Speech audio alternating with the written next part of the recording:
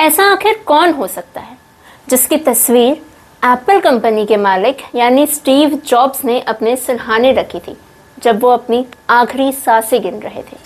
ऐसा आखिर कौन हो सकता है जिसके दर्शन मात्र से ही मार्क जकरबर्ग के फेसबुक कंपनी नीलाम होने से बच गई।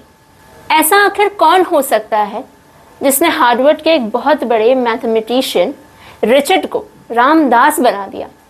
आखिर ऐसा कौन हो सकता है जिसे हजारों गोलियां लगने के बाद भी उन्हें कुछ भी नहीं हुआ। जानना चाहते हैं तो चलिए हमारे साथ। सब सुख लहे तुम्हारी शरणा, तुम रक्षक काहू को डरना। इस वक्त हम खड़े हैं उत्तराखंड देवभूमि के एक ऐसे स्थान पे जहां बड़े से बड़े लोग आकर अपना माथा टेकते हैं, चाहे वो विराट कोहली हो या चाहे हॉलीवुड की जूलिया रॉबर्ट्स।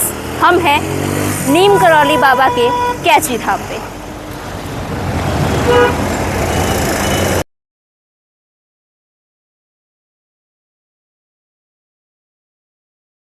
आखिर कौन है नीम करौली बाबा? क्यों बड़े बड़े लोग भी अपनी समस्याओं का समाधान खोजने यहीं आते हैं? आखिर क्यों अचानक से इस धाम का नाम सबकी जुबान पर आने लगा? तो हमारे इन सवालों का जवाब पाने के लिए हमें समय में थोड़ा पीछे जाना होगा। कहानी शुरू होती है उत्तर प्रदेश के फिरोजाबाद डिस्ट्रिक्ट के अकबरपुर से, जहां एक किसान के घर में एक बच्चे का जन्म होता है। नीम करौली बाबा के जन्म की तिथि एग्जैक्ट किसी को नहीं पता, लेकिन सोर्सेस की माने तो इनका जन्म 1900 के दशक में हुआ था। इनके पिता सोचते थे कि जब मेरा बेटा बड़ा होगा तो मेरे साथ काम काज में अपना हाथ बटाएगा, लेकिन धीरे धीरे वो समझ गए कि उनका बेटा औरों की तरह सामान्य नहीं है, वो बहुत अलग है। उनका पढ़ाई में कभी ध्यान ही नहीं लगता। नीम करौली बाबा बचपन से ही भक्ति में काफ़ी लीन रहते थे और 11 साल की उम्र में ही ये सब देखते हुए उनके घर वालों ने उनका विवाह करवा दिया। जी हाँ, नीम करौली बाबा का 11 साल में ही विवाह हो गया था। शायद ये बहुत लोगों को नहीं पता होगा, लेकिन सांसारिक मोह माया से वो हमेशा से दूर रहना चाहते थे, तो वो 12 साल की उम्र में ही घर छोड़कर निकल गए। जब कुछ समय बाद उनके जानकार में से किसी ने उन्हें देखा तो उनके पिता को जाके बताया कि आपका बेटा ऐसे हालत में दर दर भटक रहा है, एक संतों की तरह जीवन जी रहा है। तो पिता मोह में आके उनके पिता ने उन्हें वापस घर बुलाया। वो वापस घर गए भी, लेकिन उनका मन फिर भी नहीं लगा और वो दोबारा वापस घर छोड़कर निकल गए। और इस बार जब उन्होंने घर छोड़ा तो फिर वापस दोबारा मुड़कर पीछे नहीं देखा।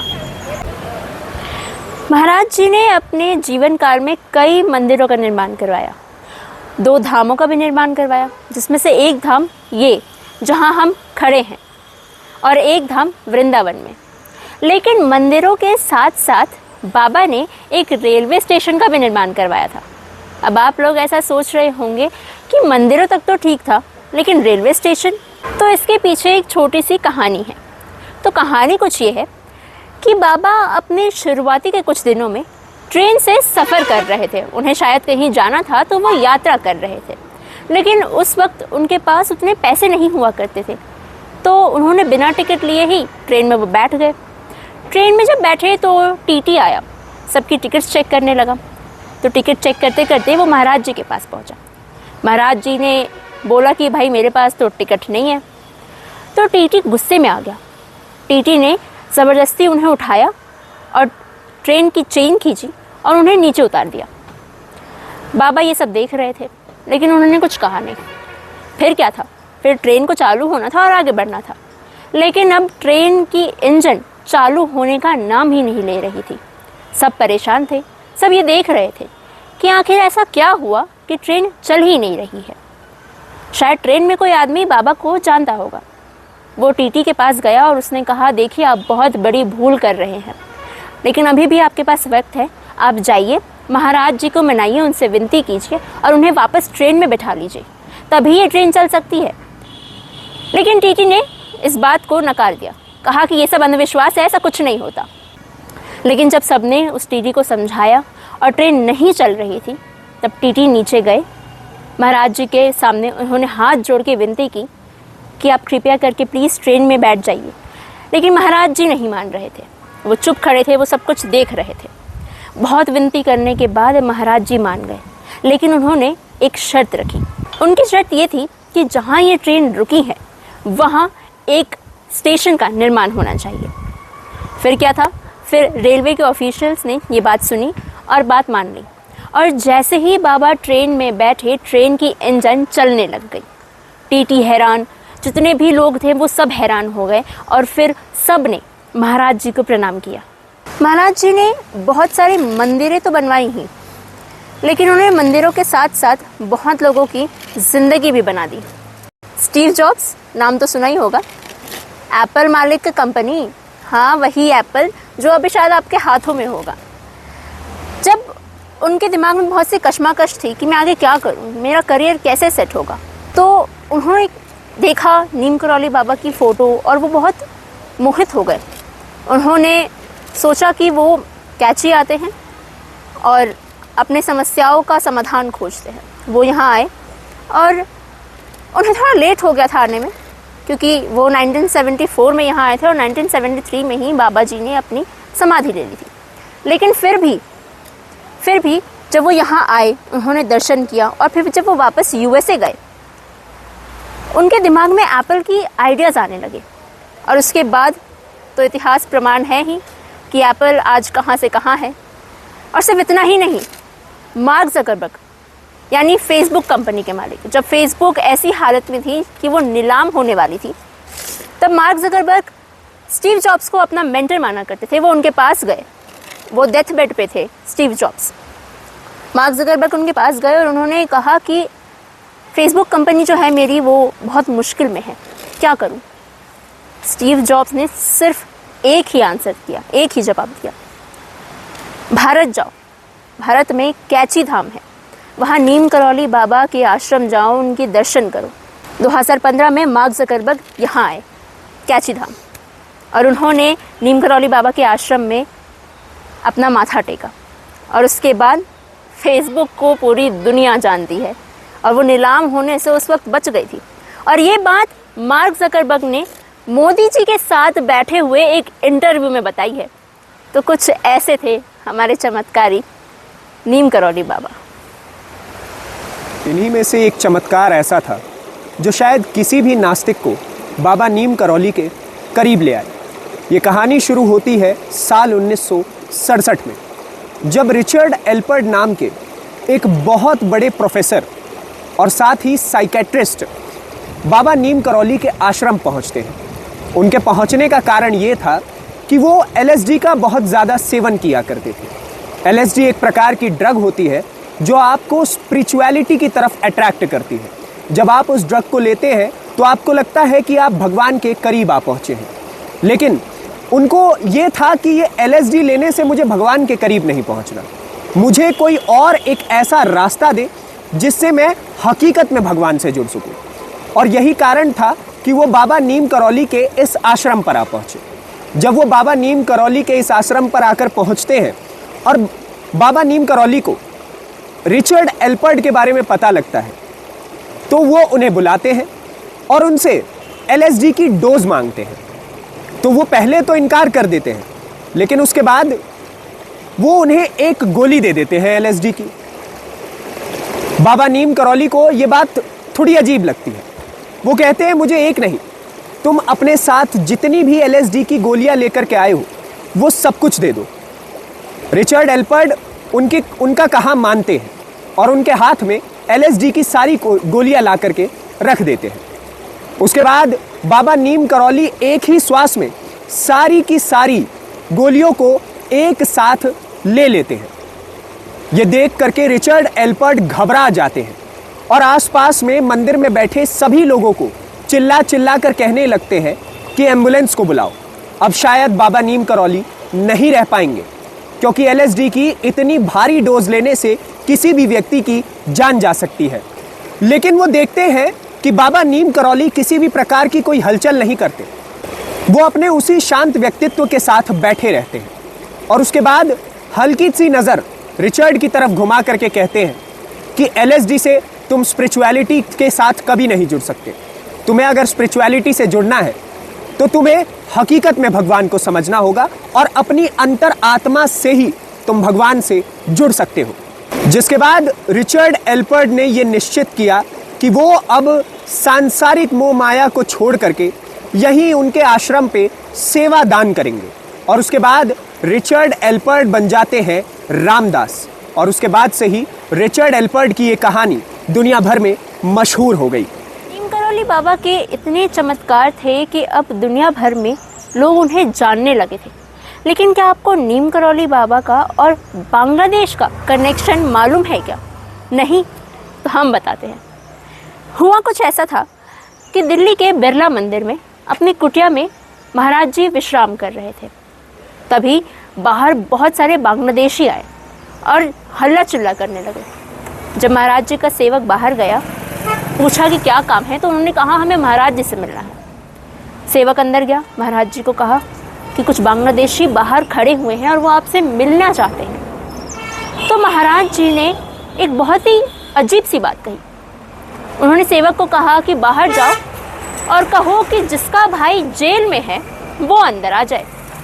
सेवक भी सोचने लगा कि ये क्या बात हुई, लेकिन सेवक ने जाके बाहर बांग्लादेशियों को ये बोल दिया।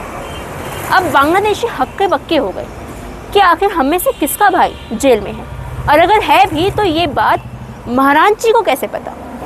फिर उसमें से एक आदमी आया और उसने कहा कि मेरा भाई जेल में है। सेवक ने कहा चलो अंदर। सेवक उसे अंदर लेके गया महाराज जी के पास। महाराज जी ने उसे देखते ही कहा कि तुम्हारा भाई जल्द ही दुश्मनों की कैद से आज़ाद होकर तुम्हारे पास आने वाला है, जाओ और अपने भाई की आने की तैयारी करो।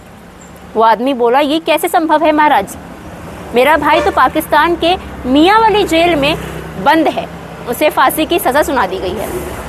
महाराज जी ने बोला हमने कह दिया ना कि वो जल्द वापस लौट के आएगा, जाके उसके आने की तैयारियां करो। बस फिर क्या था, फिर भाई गया और तैयारियां करने लगा और कुछ दिनों बाद उसका भाई जेल से वापस आ गया।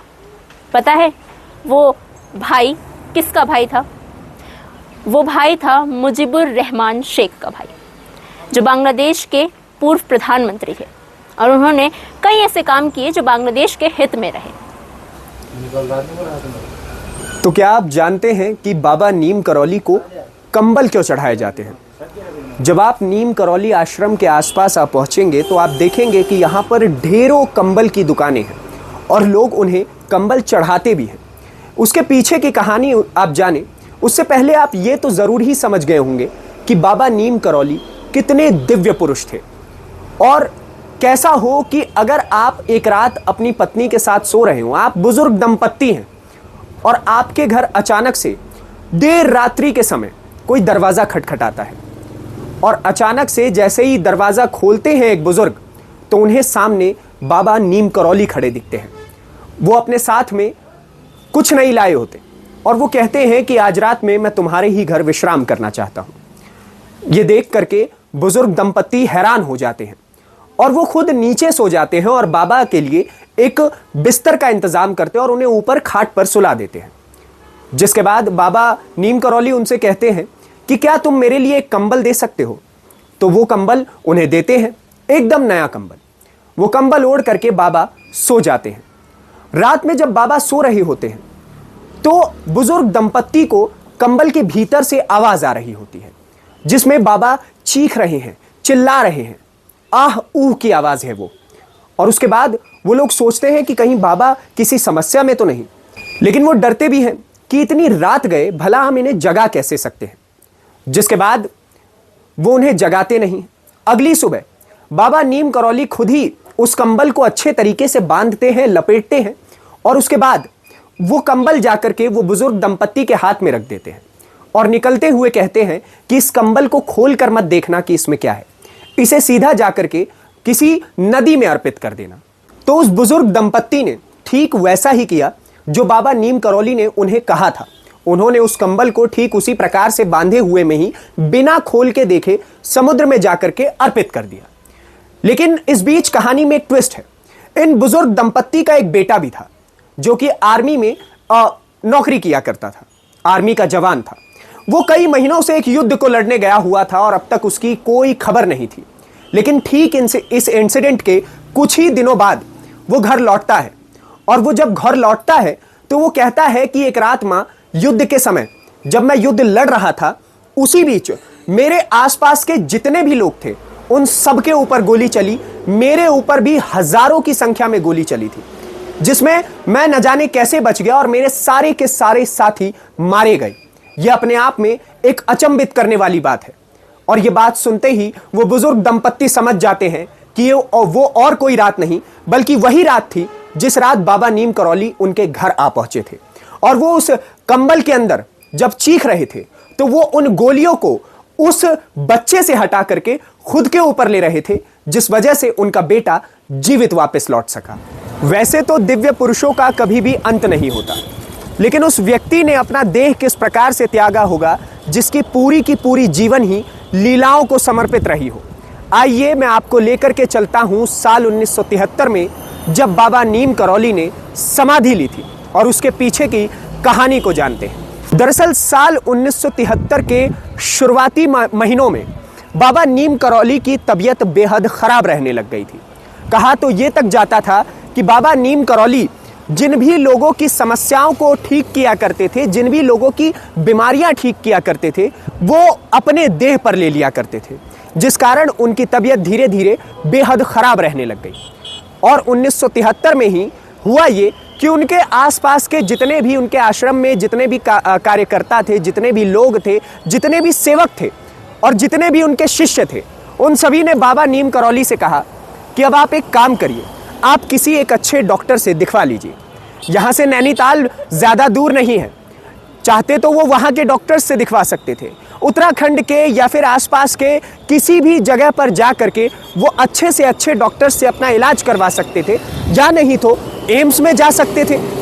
लेकिन उन्होंने चुना एक ऐसे जगह के अस्पताल को जहाँ पर स्वयं श्री कृष्ण वास करते हैं। उन्होंने कहा कि मुझे वृंदावन के ही अस्पताल में अपना इलाज करवाना है, जिसके बाद उनके सेवक उनको वृंदावन के एक अस्पताल में लेकर के गए। हुआ ये कि रात्रि का समय था, बाबा अपने कमरे में बैठे हुए थे, अस्पताल के कमरे में, जहां पर उनकी तबीयत का हालचाल जाना जा रहा था। उनके साथ उनका एक सेवक भी 24 घंटे उनके साथ मौजूद रहता था। तो ऐसे में बाबा ने उस सेवक से कहा रात के समय कि तुम एक काम करो, मुझे कुछ पल सुकून के चाहिए, तुम हो सके तो थोड़ी देर के लिए बाहर चले जाओ, मैं शांति से रहना चाहता हूँ। जिसके बाद उस सेवक ने बाबा नीम करौली की इस बात को माना और उसके बाद वो बाहर चला जाता है। और इसी बीच कुछ ही क्षण में पता चलता है, जब वो सेवक दोबारा से वहाँ पर लौटता है तो पता चलता है कि उन्होंने अपना देह को त्याग दिया है। अब मज़े की बात आप ये देखिए कि जब वो अस्पताल जा रहे थे तभी उन्होंने कह दिया था कि मुझे कृष्ण से जुड़ना है। तो आप समझिए कि उन्होंने अपने देह को भी कितने शांत तरीके से त्यागा और उन्होंने हमें इतनी सारी सीखें दी। तो आज ये समय है कि हम सभी मिलकर के बाबा नीम करौली से जीवन की हकीकत को सीखें, जीवन जीने की शैली को सीखें और उनकी ओर समर्पित होकर के सनातन को आगे बढ़ाएं। धन्यवाद। जय सिया राम।